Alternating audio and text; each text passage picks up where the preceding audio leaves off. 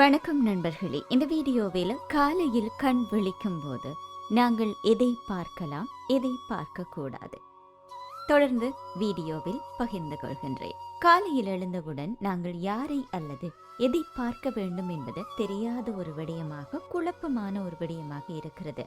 ஆனால் ஒரு நல்ல விழிப்பு தரிசனம் நாள் முழுவதும் நேர்மறை எண்ணங்களை எங்களுக்கு தருகின்றது. இது குறித்து ஒரு பதிவில், காலையில் கண் விழிக்கும் போது முதலில் நமது உள்ளங்கைகளை பார்ப்பது நல்லது என்று குறிப்பிடப்பட்டிருக்கிறது. ஏனென்றால் உள்ளங்கையில் மகாலட்சுமி வாசம் செய்வதாக சொல்லப்படுகிறது.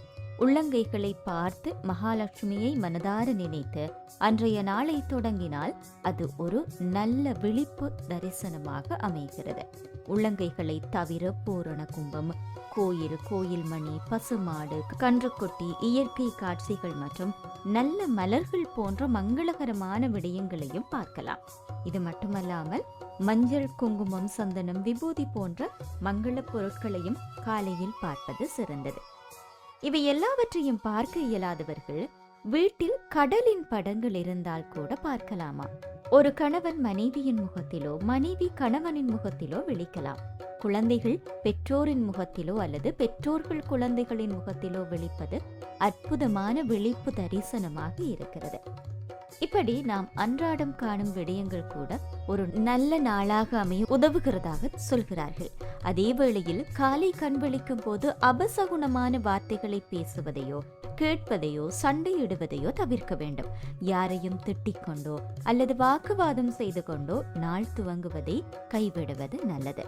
ஆர்ப்பரிக்கும் கடல் அலைகள், கொழுந்து விட்டெறியும் நெருப்பின் சுவாலைகளை கண் விழித்ததும் பார்க்கக்கூடாது. இவை எதிர்மறை எண்ணங்களை உருவாக்கும். படுக்கையிலிருந்து அவசரமாகவும் பதற்றத்துடனும் எழுவதை நாங்கள் தவிர்க்க வேண்டும். இது மூளை நரம்புகளில் பாதிப்பை ஏற்படுத்துகிறது. பழுதான கடிகாரத்தை பார்க்கக்கூடாது. இப்படி பார்த்தால் இது நேரமின்மை மற்றும் துரதிர்ஷ்டத்தின் அறிகுறியாக கருதப்படுகிறது. அதுபோல வீட்டில் உள்ள உடைந்த பொருட்கள், கண்ணாடி போன்றவற்றை காலையில் பார்ப்பதை தவிர்க்க வேண்டும். தூங்கி எழுந்ததும் எங்கள் நிழலை பார்க்கக்கூடாது. இது பயத்தை உண்டாக்குகிறதா? காட்டு விலங்குகளின் படங்கள் அல்லது வன்முறையான காட்சிகளை பார்ப்பதும் எதிர்மறை உணர்வுகளை தருகிறது என்கிறார்கள் ஆன்மீகவாதிகள். இதெல்லாம் சாஸ்திரங்களாக இருக்கிறது. இதனை நம்புவதும் பின்பற்றுவதும் அவரவருடைய நம்பிக்கைகளை பொறுத்து அமைந்திருக்கிறது.